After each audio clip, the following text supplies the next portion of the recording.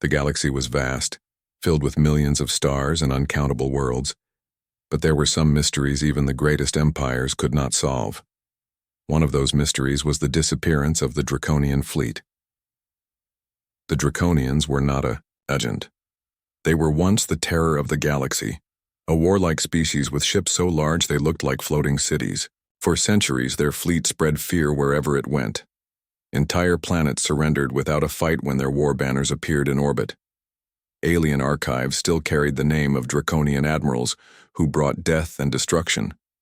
And then, without warning, the entire fleet vanished. No survivors, no distress signals, no trace of retreat. It was as if the most powerful war machine in the galaxy had been swallowed whole by the void. Generations passed. Some believed the Draconians had been destroyed by an unknown superweapon. Others whispered they had traveled to another dimension. But no one knew the truth. The only thing certain was that they never returned, and the galaxy was left in uneasy peace.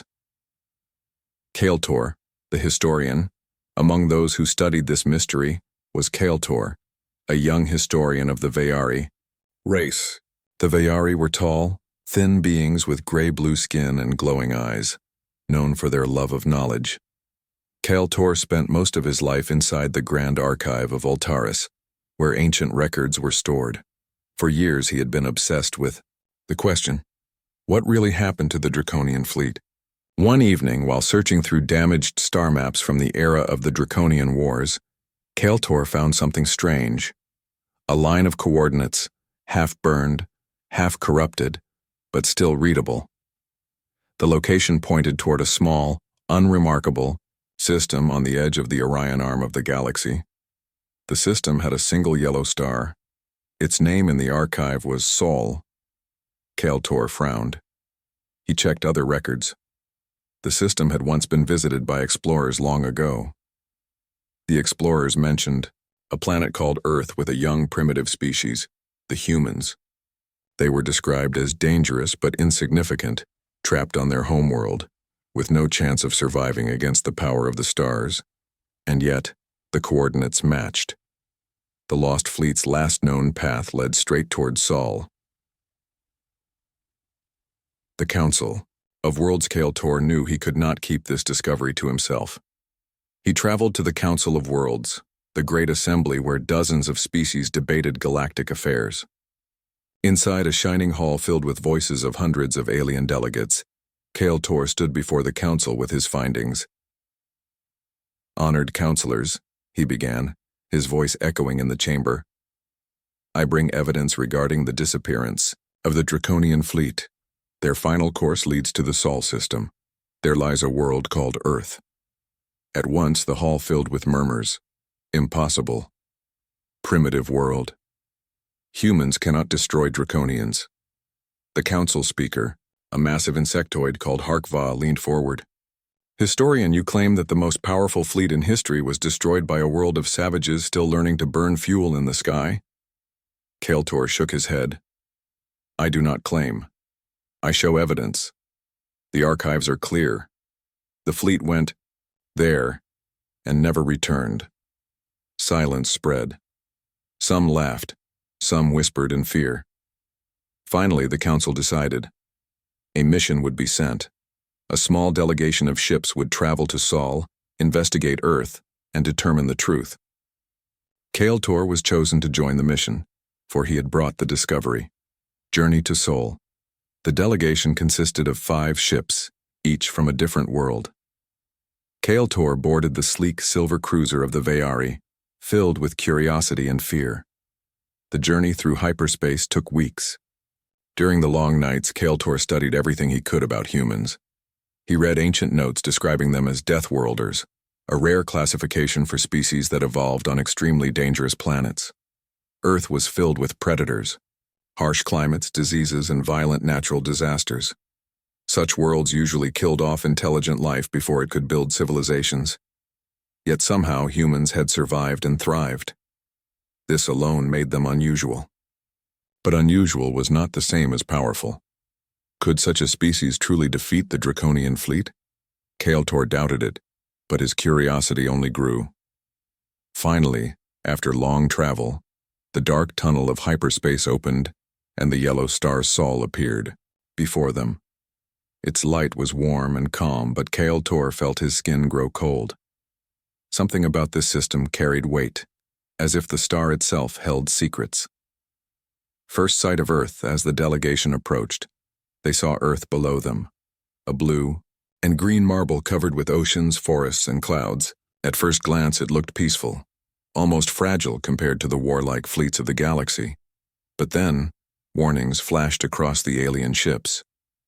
Unidentified vessels. A voice rang in perfect galactic common. This is the United Earth Navy. You have entered restricted space. Power down your weapons and state your purpose. Kael-Tor froze. The humans had detected them instantly. Not only that, but their voice carried no fear. The alien commanders exchanged nervous glances. How could a so-called primitive race sense them so quickly? The leader of the delegation, an elder reptilian called Vraxis, opened a channel. We come in peace. We seek knowledge of ancient times. We wish to speak with your leaders. After a long silence, the human voice replied, Proceed to orbit. You will be escorted. And so, human ships rose from Earth's surface, sleek gray warships armed with weapons that looked far more advanced than Kael-Tor expected. They moved with sharp precision, surrounding the delegation not as prey but as predators ready to strike. Kael-Tor's heart raced. These are not primitives. Meeting Commander Ramirez, the aliens were soon brought aboard an orbital station where they were greeted by a human officer, Commander Elena Ramirez. She stood tall, wearing a dark uniform with the Earth emblem on her chest. Her eyes were sharp, scanning each alien carefully. I am Commander Ramirez of the United Earth Navy, she said firmly. You came uninvited. State your purpose. Kael-Tor stepped forward, his hands trembling slightly. We seek the truth of the Draconian fleet. Records show it came here and never left. At the word Draconian, Ramirez's face hardened. Her expression shifted, not of ignorance but of memory. The Draconians, she said slowly, are not a subject humans take lightly. Why do you ask? Kael-Tor explained his research, the Council's doubts, and the mission to learn the truth. The aliens waited, expecting Ramirez to laugh at the idea. Instead, she simply nodded. You want to know what happened to the Draconian fleet? She asked at last. Then you will see. But know this. The truth is not what you expect. Her words sent chills through Kael-Tor and the other aliens. For the first time they realized, perhaps the mystery of the Draconian fleet was not just a story. Perhaps it was a truth too dangerous for the galaxy to know. The orbital station above Earth was not what the aliens expected. From a distance it looked modest compared to the massive citadels of the great empires. But once inside, the delegation realized it was built with quiet strength. The walls were reinforced, the corridors were clean, and every corner carried hidden defenses. Commander Elena Ramirez walked in front, her boots striking the floor with steady rhythm. Behind her, Kael-Tor and the other alien delegates followed, their eyes scanning, everything with growing unease. Human soldiers stood at intervals, their expressions calm but alert, weapons at their sides. To the aliens, it felt less like a welcoming hall and more like a fortress. The first question. When they reached a meeting chamber, Ramirez gestured for them to sit. A long table stretched across the room with chairs prepared for both humans and aliens. A large screen on the wall displayed a live view of Earth's surface, blue oceans, swirling clouds, shining continents. Ramirez remained standing. Her dark eyes moved from one alien to the next.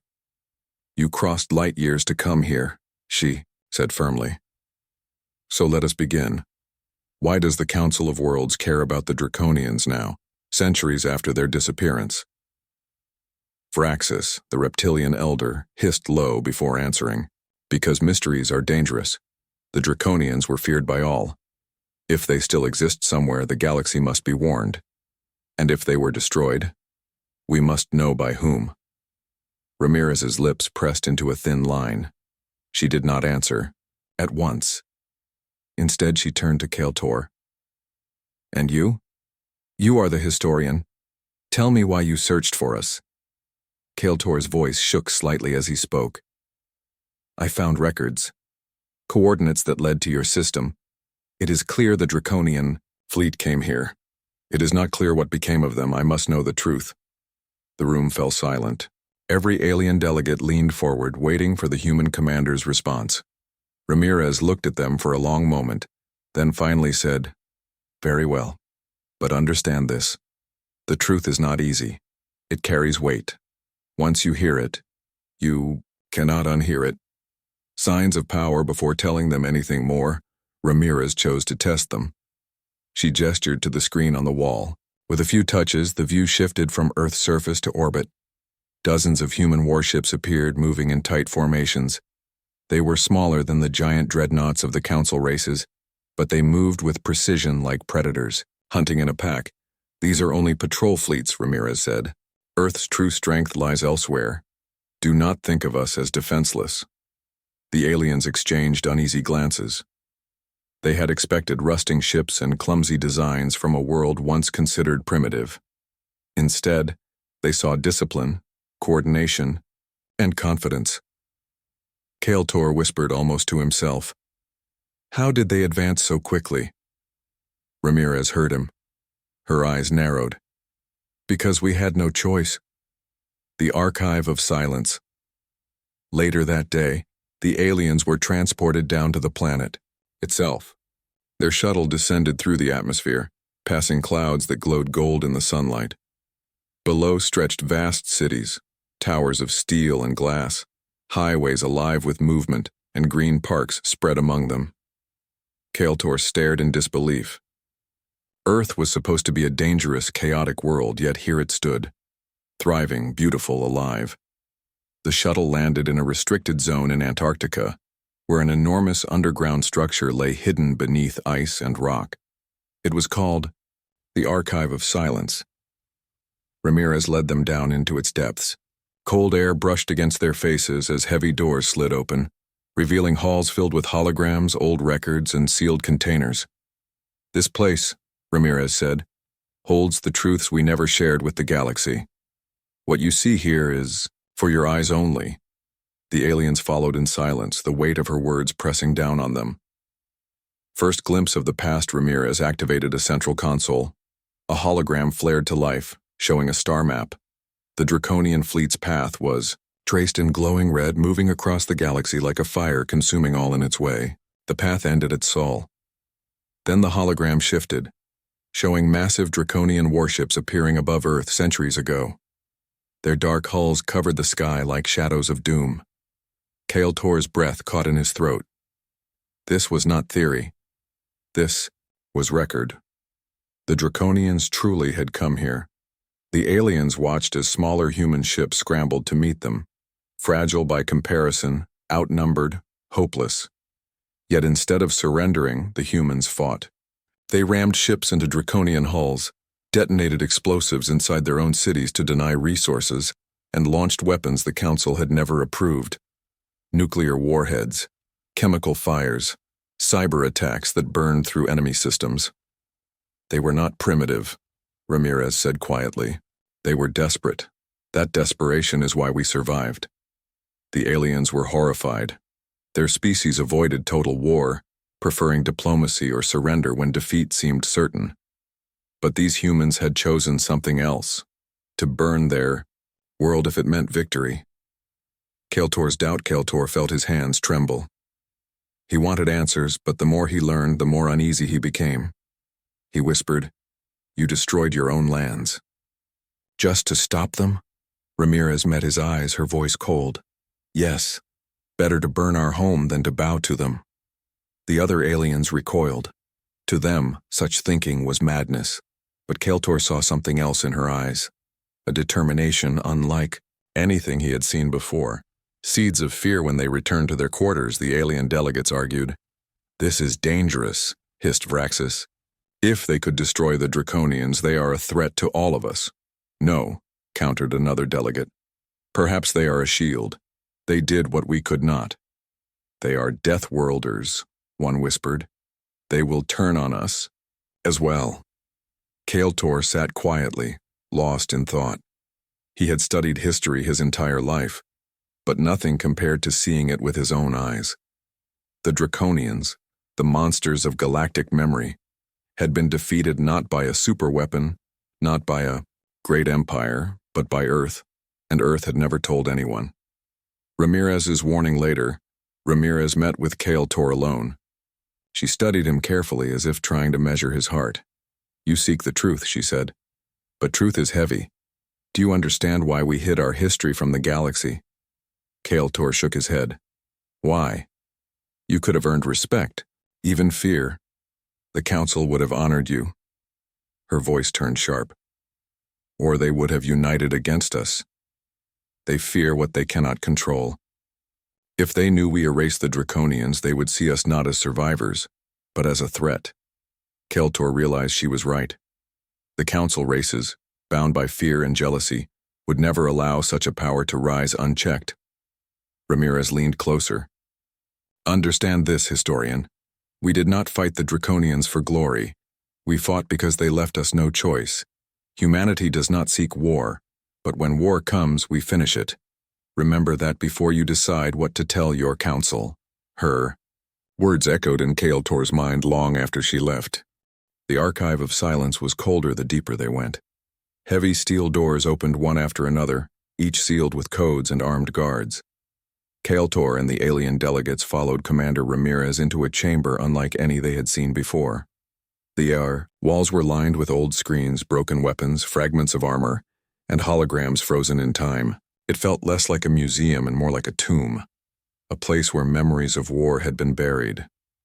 "This," Ramirez said, her voice echoing softly, "is where humanity keeps the truth of the Draconian War." The aliens stood in silence. Even Fraxus, the reptilian elder who usually hissed at every word, kept quiet. They felt the weight of the place pressing down on them. "The war begins." Ramirez touched a console, and a holographic recording flickered to life. It showed Earth centuries ago, cities glowing with lights, oceans calm, and skies filled with aircraft. Then shadows blotted out the sun, massive Draconian warships descending through the atmosphere. "They came without warning," Ramirez explained. "No diplomacy, no chance for surrender.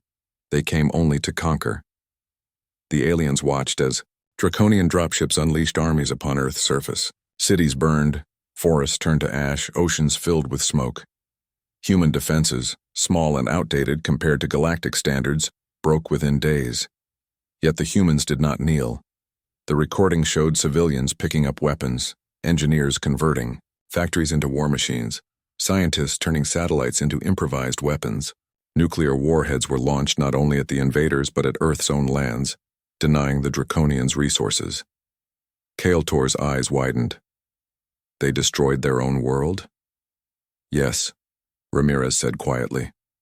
"Better ashes than chains." Turning point. The hologram shifted to show space battles. Human ships were smaller, weaker, and fewer, but they swarmed the Draconian fleet like angry insects, striking from all directions. They used tactics no alien admiral would dare, ramming enemy hulls, overloading reactors to create massive explosions, filling space with debris to confuse targeting systems. "They underestimated us," Ramirez said. "They thought survival was impossible. They did not understand what humans are willing to do when cornered." One recording showed a human ship colliding directly into a Draconian dreadnought, both vessels vanishing in a ball of fire. The aliens watching recoiled in shock. "Suicide attacks," whispered one delegate. "Madness." But Kael'tor's voice was low and trembling. "Not madness. Determination." The weapon of desperation, Ramirez led them deeper, to a sealed chamber with thick glass walls. Inside rested strange devices, black cylinders covered in warning symbols. "This," Ramirez said, "was our final answer to the Draconians." Kael'tor stepped closer. "What is it?" Ramirez's eyes darkened. "We called them Nova Spears, a weapon of last resort. They overloaded enemy warp drives and collapsed them into miniature stars. We sacrificed our own ships to deliver them." The aliens gasped. They had heard of such technology in theory, but no council race had dared to build it. Too unstable. Too dangerous. You used them? Vraxis hissed. Ramirez nodded. We had no choice. The Draconian fleet gathered for a final strike on Earth. If they broke through, humanity would be erased. So we unleashed the Nova Spears. The hologram returned, showing the last great battle. Human ships darted through enemy lines, delivering the black devices. One after another, Draconian ships exploded into burning suns, tearing holes through their own formations. Dozens of their warships vanished in fire, dragged into collapsing space. When the smoke cleared, nothing remained of the Draconian fleet, not even wreckage, only silence. Kael'tor's horror. The chamber was silent. None of the aliens spoke. Kael'tor's legs felt weak. He had studied history all his life, but seeing this truth shattered every belief he carried. The Draconians, monsters of legend, feared for generations, had not simply disappeared. They had been destroyed by humans, a species the galaxy had once ignored. His voice shook. And you kept this hidden. Why? Ramirez turned to him, her expression firm. Because the galaxy is not ready for this truth. To you, survival by any means looks like madness. To us, it is life. If the Council knew, they would see us as a threat. They would unite against us, not with us. That is why we buried the past. Division among the delegates. When they returned to their quarters, arguments erupted. They are too dangerous, Vraxis hissed. If they can destroy the Draconians, what stops them from destroying us? Another delegate shook his head. No. They are survivors, not conquerors. They did not seek war, the war came to them. They are Deathworlders, whispered a third. Their entire nature is forged in struggle. To ally with them is to invite risk. To oppose them is to invite destruction. Kael'tor sat in silence, torn between awe and fear. He had wanted the truth. Now he had it. But it was heavier than he imagined. A conversation with Ramirez that night. Kael'tor met Ramirez once more. He found her standing at the station's window looking down at the glowing Earth. You have seen our past, she said without turning. Now tell me, what will you do with it? Kael'tor hesitated. If I tell the Council, they will fear you. Some will want to destroy you before you grow stronger. Ramirez finally turned to him. Then ask yourself, if the galaxy faces another threat like the Draconians, who will they need more? The Council or us? Kael'tor could not answer. Seeds of a greater fear. Before the meeting ended, Ramirez shared one last recording. It was a message recovered from the final Draconian admiral before his ship was destroyed. The alien's voice, deep and bitter, filled the chamber. We thought them weak. We thought them prey. But they are not prey. They are hunters. Deathworlders. We were wrong. The message ended in static.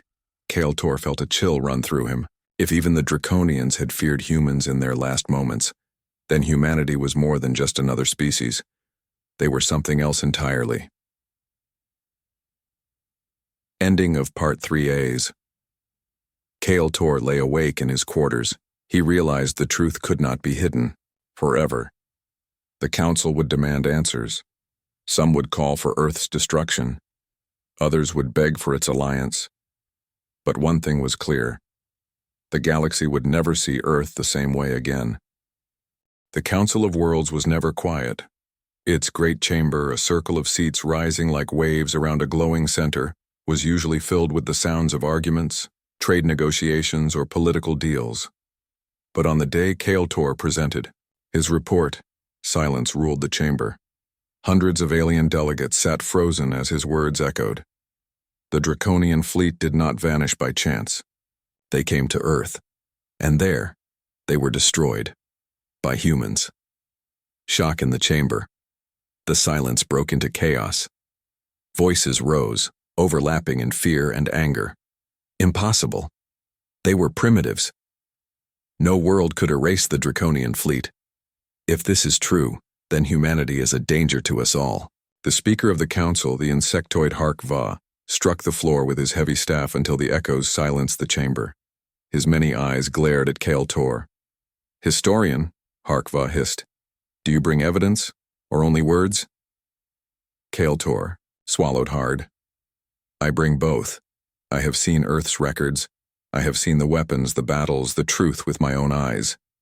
The humans destroyed the Draconians. Their history is real." Gasps spread through the chamber. Some delegates shouted, for war, others for alliance. The council had always feared the unknown, but this truth was worse than any myth. Division among the races within hours, the council split into factions. One group, led by Vraxis, the reptilian elder, demanded that Earth be declared a threat. They hide their strength. They use weapons no race dares to build. If they could erase the Draconians, they could erase us as well. Another group argued the opposite. A crystalline being named Gerald spoke softly, its voice ringing like chimes. They did not seek war. They only survived it. Humanity could be the shield of the galaxy, not its enemy. But fear was stronger than reason. Many races whispered that the humans were deathworlders, creatures shaped by struggle, too dangerous to live among peaceful stars. Tor's struggle. Tor sat alone after the meeting, his mind in turmoil. He had wanted to uncover history, not cause panic. Now the galaxy stood on the edge of division because of what he revealed. Ramirez's words haunted him. If the galaxy faces another threat like the Draconians, who will they need more, the Council or us? Tor wondered. If she already knew what was coming, the human delegation arrives days later. Humanity sent its own representatives to the Council. They did not arrive in small diplomatic shuttles but in warships, gray steel vessels armed and ready, hovering above the Council world like watchful guardians. Commander Elena Ramirez herself stepped into the chamber, wearing her dark uniform, with the Earth emblem bright on her chest. She walked with confidence, but her eyes were sharp and unyielding. She wasted no time.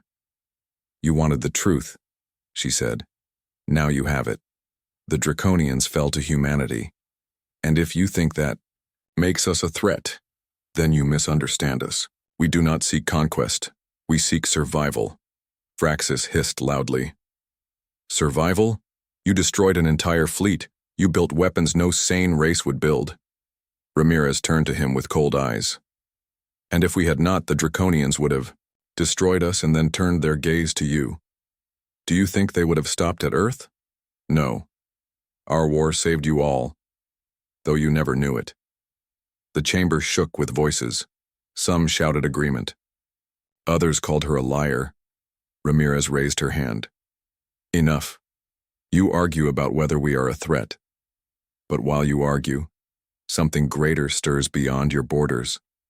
The Draconians were not the first to come for us, and they will not be the last." The warning, her words cut through the noise. The delegates stared at her in uneasy silence. Ramirez continued, her tone sharp and steady. "For centuries, we have detected signals in deep space. They do not belong to the Draconians. They are older, stronger. Something is moving in the dark. And when it comes, you will not survive it alone." Tor felt his chest tighten. He remembered strange fragments in the archives, old warnings about an ancient power lost to time. Could it be true? "What proof do you have?" demanded HFY. Ramirez's eyes narrowed. "We have recordings, transmissions, and encounters, with ships not of your known empires. We fought shadows at the edge of our system, testing our defenses. We held the line quietly, while you lived in peace. If you doubt us, then you will fall when they arrive." Fear spreads. The chamber erupted again, this time with deeper fear. Another enemy? Stronger than the Draconians? "If this is true, we are doomed." Ramirez stood firm. "Not doomed. Not if you stand with us. Humanity knows how to survive. We learned through fire and war. We destroyed the Draconians because we had no choice. And if the new enemy comes, we will fight. Them too. But the galaxy must decide, will you fight beside us or wait until it is too late?" Keltor's realization, as the arguments raged, Keltor's mind raced. He had uncovered the past, but now he saw the future. Humanity was not just dangerous, they were necessary. The council races were clever, advanced, and wealthy, but they were soft. They avoided struggle. They surrendered when war came. They would never survive what was coming, but humans would. For the first time, Keltor understood why the Draconians had feared them. It was not their weapons or their ships, it was their will, their refusal to kneel. Ramirez's final words. The debate lasted for hours. Some demanded Earth be restricted, others begged for alliance. No decision was reached. But before Ramirez left the chamber, she gave them one last warning. Do not think of us as conquerors. Think of us as survivors. We do not fear death, and we do not run from it. If the new enemy comes, we will fight with or without you. But know this, the Draconians thought us prey. They were wrong. Do not make the same mistake. Her words echoed through the chamber long after she was gone. The council chamber was quieter than ever before. The galaxy's greatest minds and leaders had never faced a situation like this. Centuries of politics, trade, and rivalry seemed irrelevant compared to the presence of Earth's representatives hovering above their world. The humans did not enter quietly. Their fleet orbited the planet in perfect formation, hundreds of ships that could match or outmaneuver most council war vessels.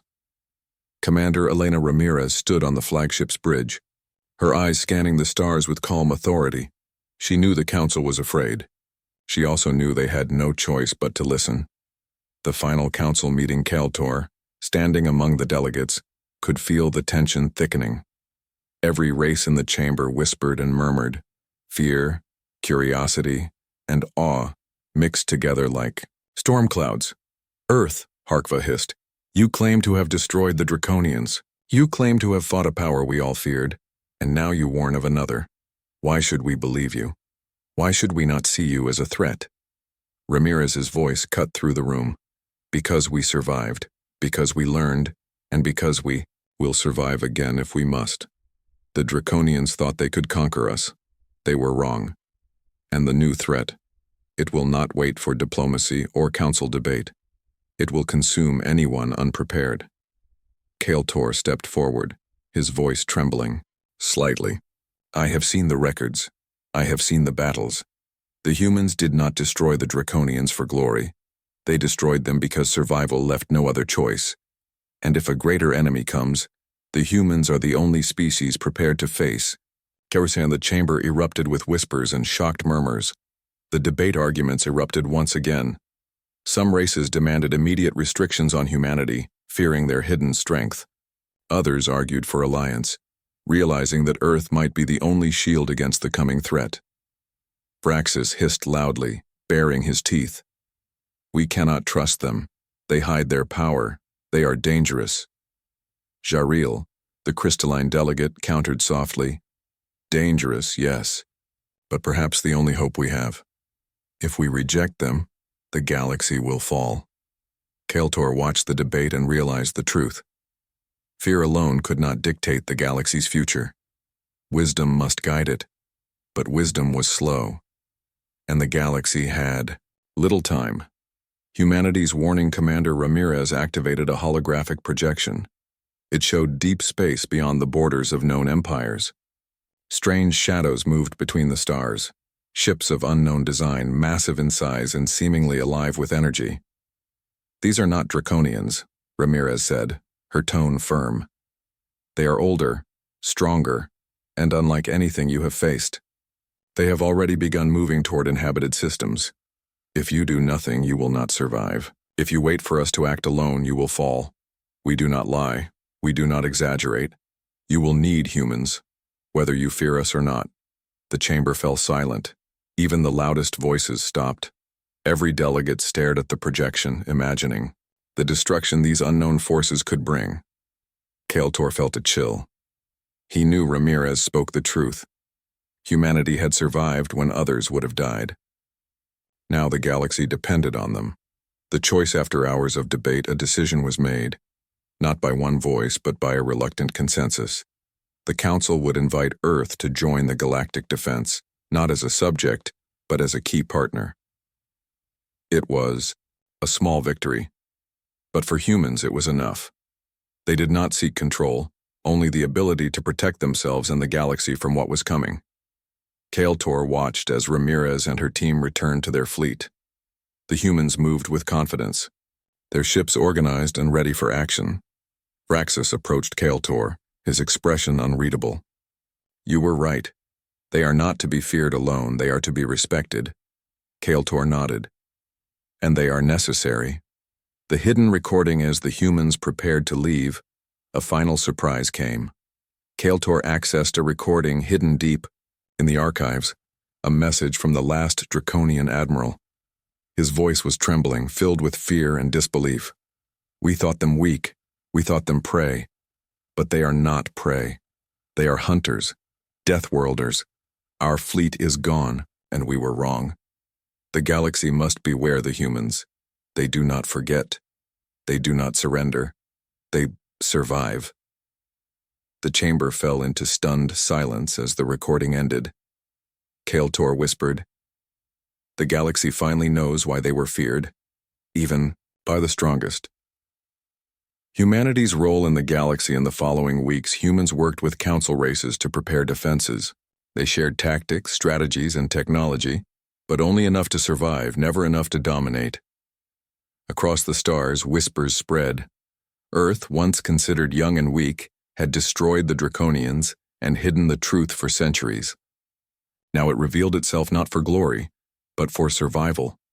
Some races called them saviors, some called them dangerous, but all understood one thing: humanity could not be ignored. The final message before returning to Earth, Commander Ramirez addressed the Council one last time. Her tone was calm, but her words carried power. "Remember this," she said. "The Draconians were not our greatest enemy. They were only the beginning. Humanity survives because we refuse to surrender, because we refuse to kneel, and because we fight when others would hide. If the galaxy stands with us, it may survive the next storm. If it does not, it will fall alone." Her words hung in the chamber like a warning and a promise. Kael'tor's reflection. Later, Kael'tor looked down at Earth from orbit. The planet seemed calm and peaceful. Oceans sparkled, clouds drifted lazily, and cities glowed with life. But he knew the truth hidden beneath the surface. Earth was not just a world. It was a graveyard of conquerors, a place where legends of terror had met their end. Humans were not invincible, but they were unstoppable when survival demanded it. He whispered to himself, "The galaxy will never be the same. Humanity will shape the future, whether it wants to or not." Ending. The galaxy realizes as the human fleet departed, stars stretched before them, vast and infinite. Kael'tor watched as humans returned to their homeworld, ready for whatever threats the galaxy might throw at them next. Alien races would talk for centuries about the hidden past of Earth, the destruction of the Draconian fleet, and the rise of a species they had once considered primitive. But the humans did not wait for praise, nor did they seek revenge. They waited, trained, and prepared. Always prepared. The galaxy had learned the truth. Earth was not just another planet. It was the home of survivors, hunters, and warriors who had already faced death and emerged victorious.